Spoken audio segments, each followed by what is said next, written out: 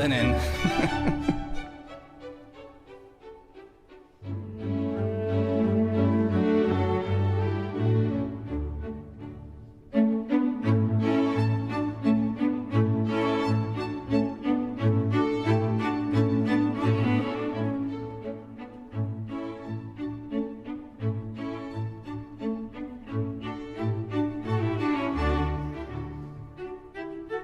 Welcome to Leaping Larry's Revolutionary Reading Theatre.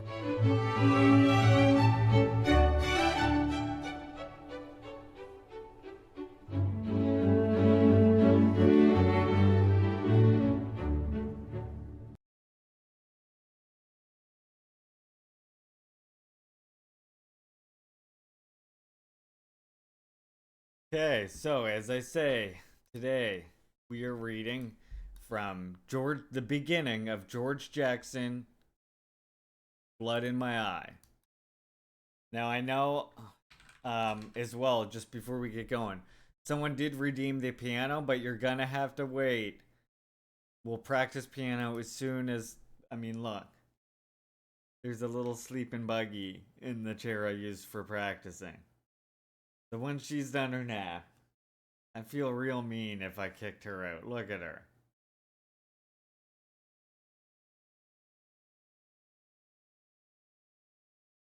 She's just too sleepy.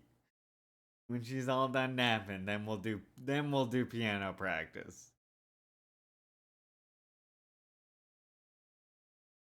She's just so very sleepy. Hey, bang. I was in some boring ass lib chat on the highway when I could have been listening here. Don't worry, we just started. You haven't missed anything. Landum. We're actually, as I say, just about to just do the first chapter here of George Jackson, Blood in My Eye.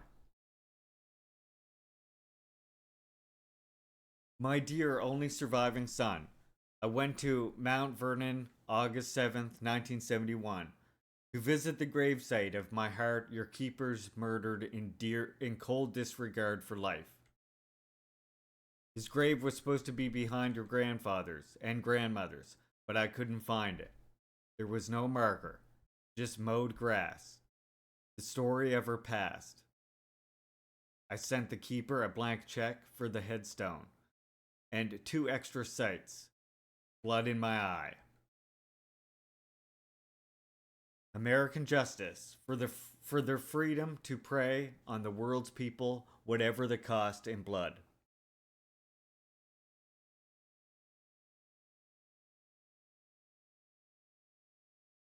Dear Greg, in order for capitalism to continue to rule, any action that threatens the right of a few individuals to own and control public property must be prohibited and curtailed, whatever the cost and resources. The international wing of the repressive institutions has spent $1.5 trillion since World War II. Whatever the cost in blood. My Lai, Augusta, Georgia, Kent State, the Panther trials, the frame up of Angela Davis. The national repressive institutions, police, National Guard, Army, etc., are no less determined. The mayors that cursed the rioters and the looters, Mayor Daley of Chicago, who ordered them summarily executed in the streets, ignore the fact that their bosses have looted the world.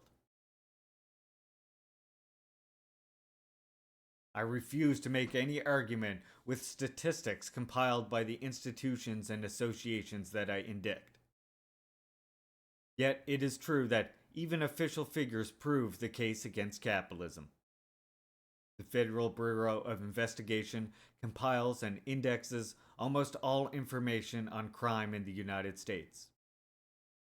I have the figures as it states them right here. Vital statistics. FBI crime report. Property crimes. 87% of the total in 1969. 28% of those crimes occurring in the ghetto.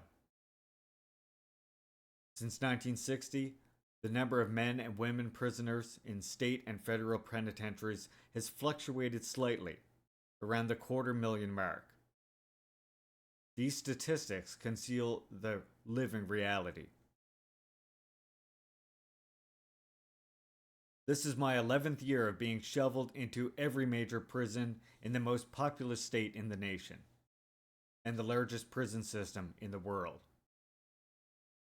What I have seen in these 11 years is the living situation. The experience is quite different from the columns of figures neatly arranged to give the impression of well-studied, detached, scientific, and calculated analysis. Hidden are the facts that at each institutions I've been in, 30 to sometimes 40% of those held are black, and every one of the many thousands I've encountered was from the working or lumping proletariat class. There may be a few exceptions, but I simply have not met any of them in my 11 years. Where I am confined now in San Quentin Prison, California, awaiting trial for 2 alleged crimes, conviction on either of which would subject my lungs to the poison gas treatment. There are 17 cells in what is euphemistically called the Adjustment Center, but is far more accurately known as the Hole. The AC in San Quentin's triple maximum security, and all of these cells are filled, 11 of them with black men, every one of them without exception from the working class.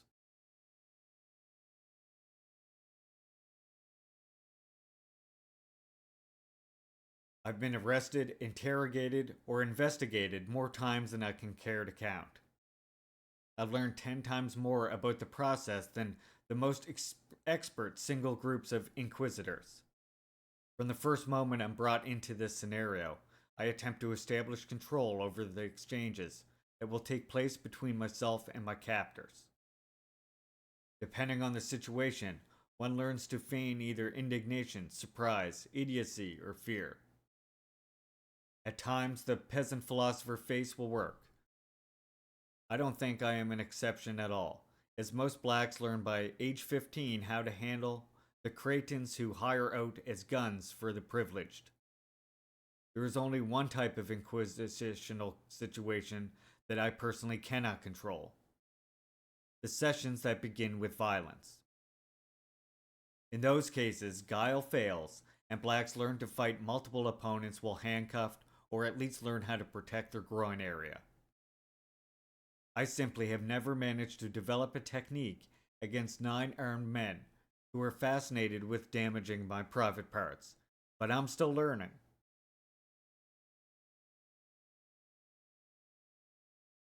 All black people, wherever they are, whatever their crimes, even crimes against other blacks, are political prisoners, because the system has dealt with them differently than with whites. Whitey gets the benefit of every law, every loophole, and the benefit of being judged by his peers, other white people. Blacks don't get the benefit of any such jury trial by peers. Such a trial is almost a cinch to result in conviction of a black person, and it's a conscious political decision that blacks don't have those benefits. Howard Moore Jr., attorney official of the court, but not for the court. He's in a position to know. He's honest, black, and dedicated enough to tell.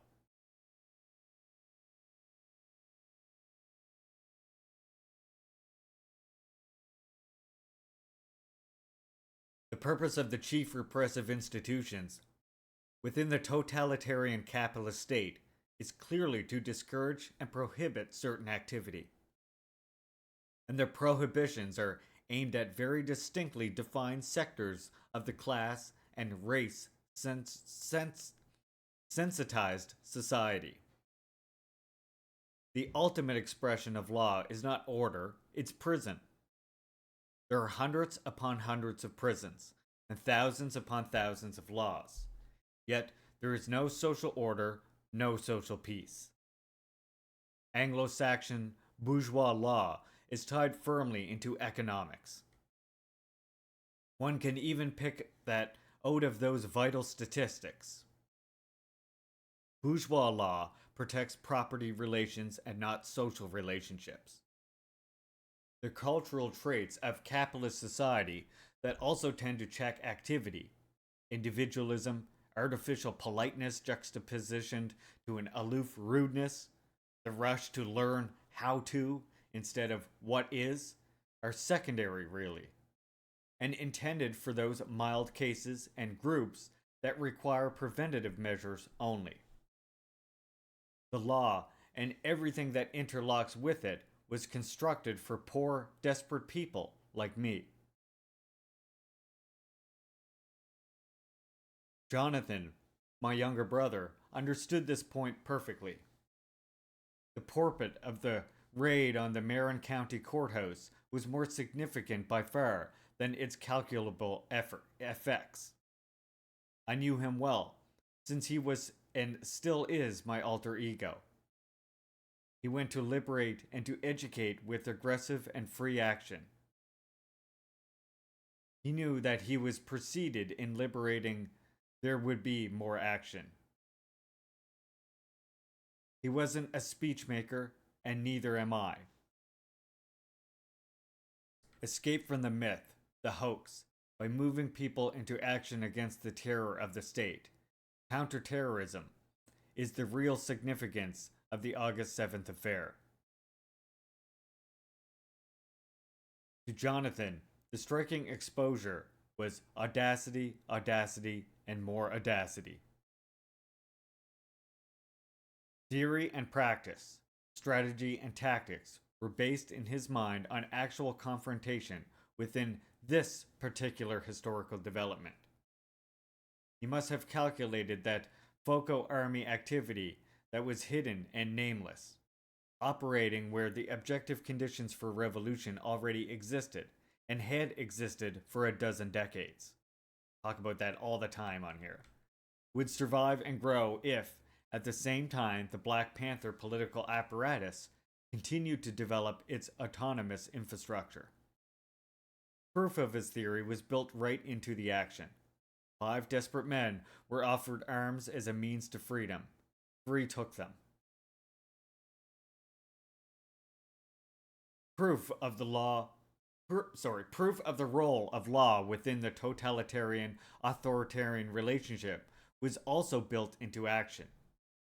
In a fit of reckless, mindless gunfire, 100 automated goons shot through the bodies of a judge, district attorney, and 3 female non-combatants to re-establish control over all activity.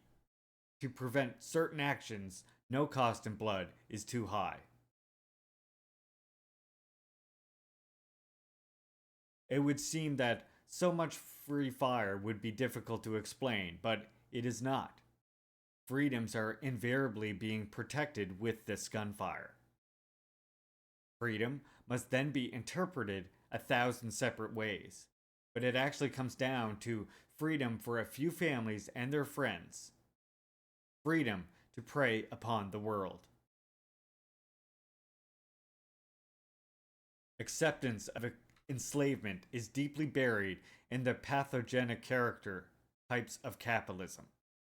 It is a result of the sense of dread and anxiety, which is the lot of all men under capitalist rule. Compulsive behavior and disordered obsessional longings are actually made synonymous with character in our disordered society. But to emphasize these conditions before examining the institutions from which they spring is to confuse effect with cause and further cloud the point of attack.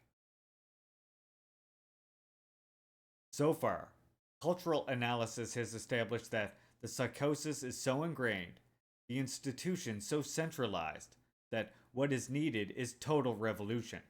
The armed struggle between the have-nots with their vanguard and the haves with their hirelings or macabre freaks that live through them.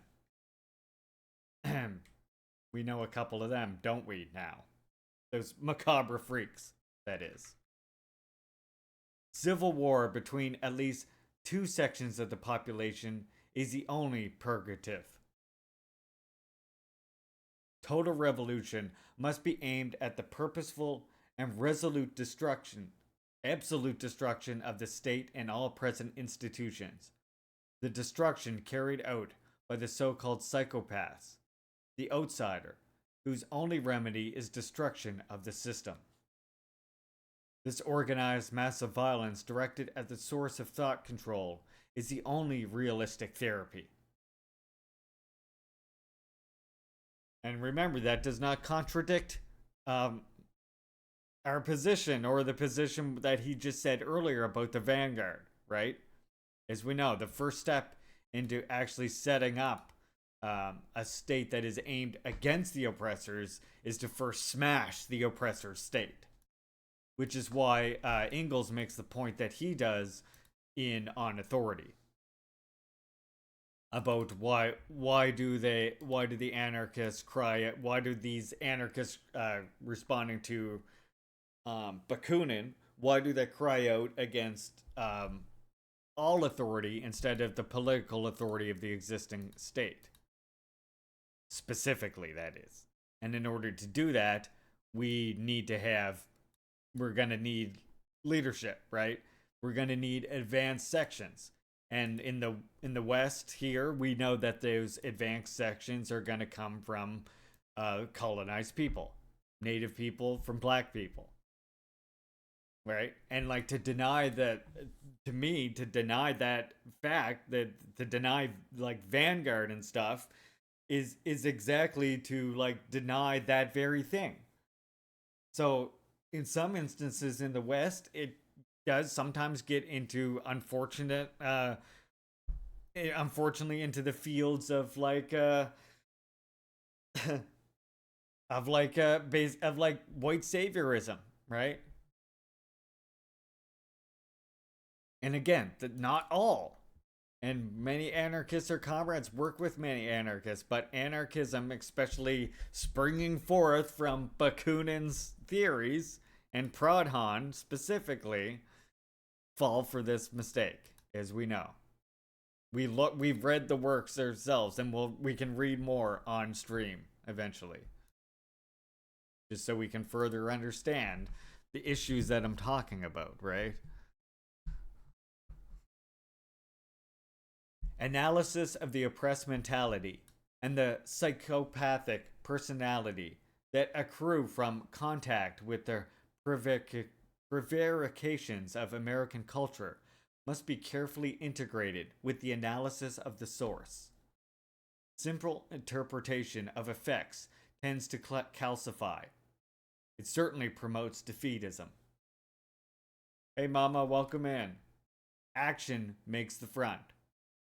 One can quietly refuse to accept the constrictions of bourgeois culture, can reject himself, hate the self, and turn inward.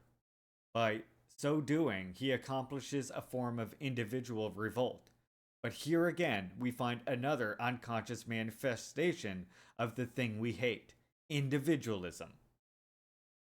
And now, attitudinal instrumentality of bourgeois culture. Everyone follow Mama, by the way. We cannot escape. One simply cannot reject constrictions without rejecting and putting to death the constrictor. And this right here.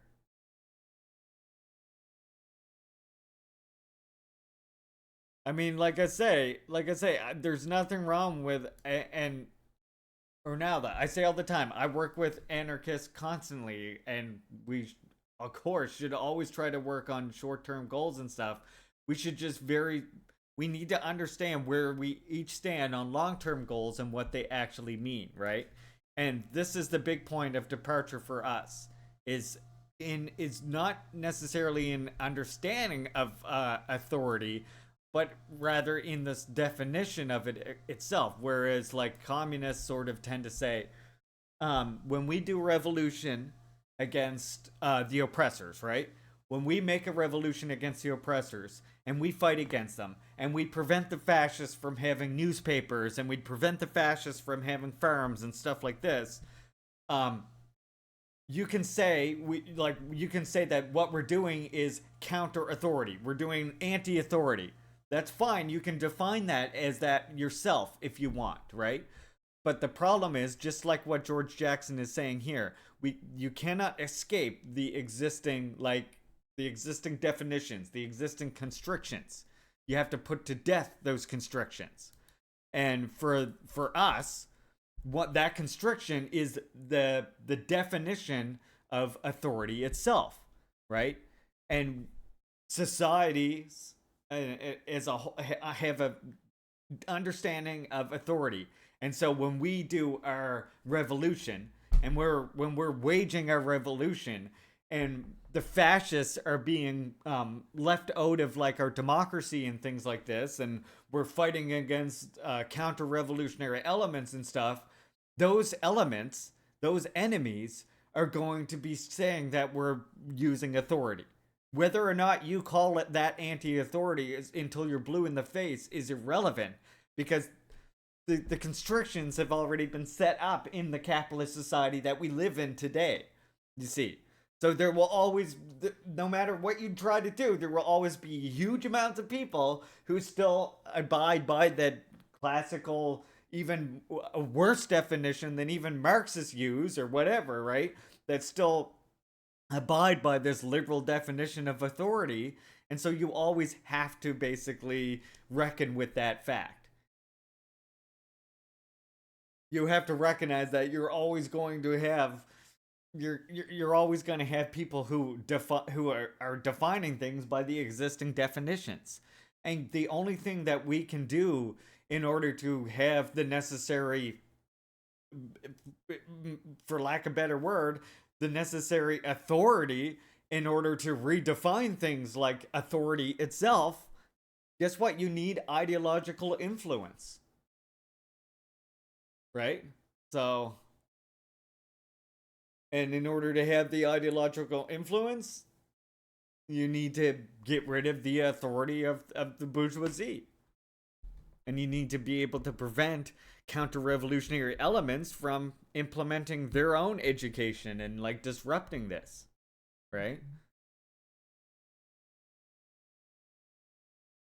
Yeah, yeah, I don't say I support a Robespierre style period, because that was part of a bourgeois revolution.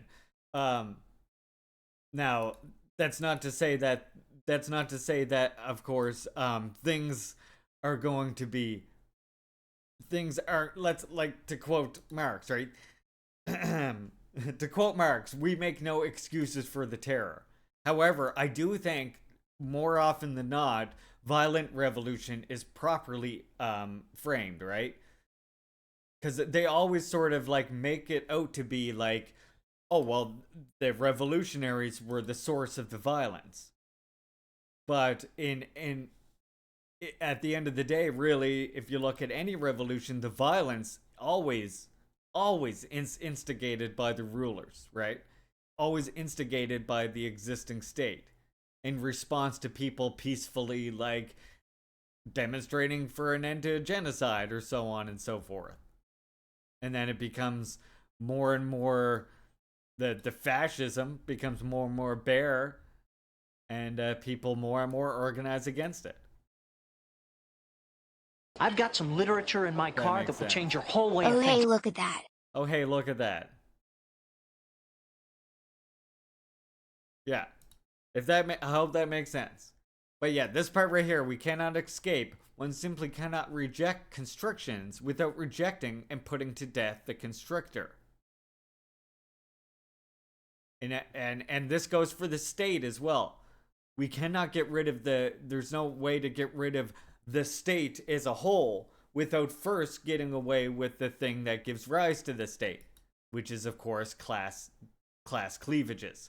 And even with the abolition of classes materially, ideologically the predecessors of the like existing ruling and reactionary classes still have an interest in restoring the old society.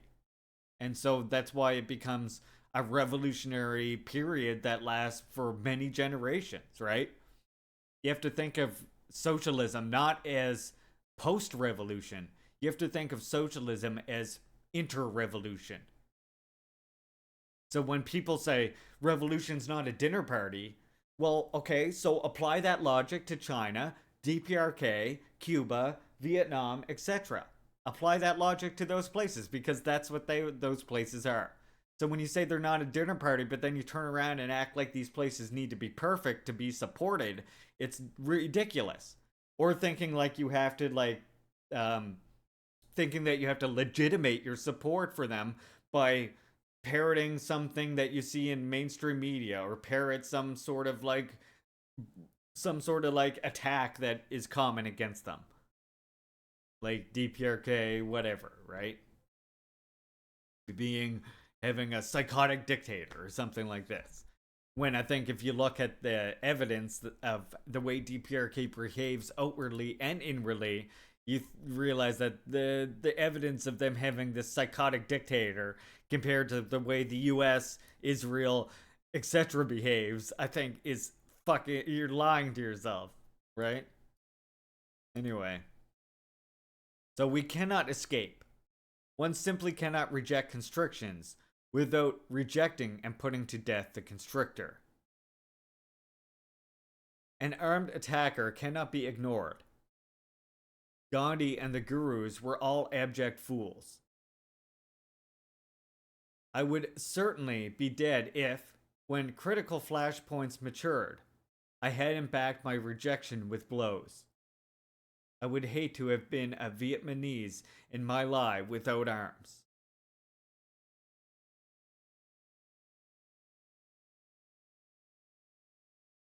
I hate encounters like the one at my last court appearance on April 6, 1971, when the enemies who attacked me had all the weapons.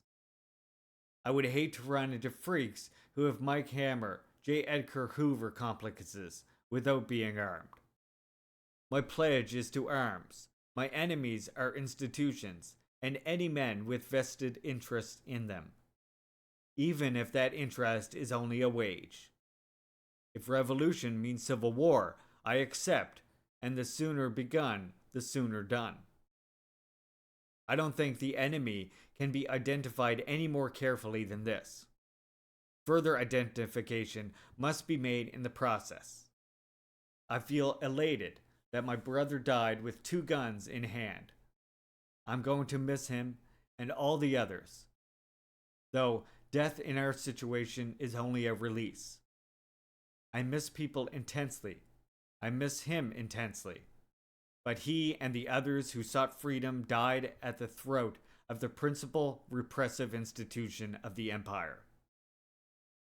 They died making real attempts at freedom.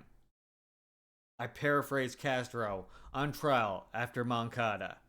I warn you, gentlemen, I have only begun. And there you go. That is the intro. That is the intro right there to George Jackson's Blood in My Eye. Next time we read it, we're going to be talking about Toward the United Front.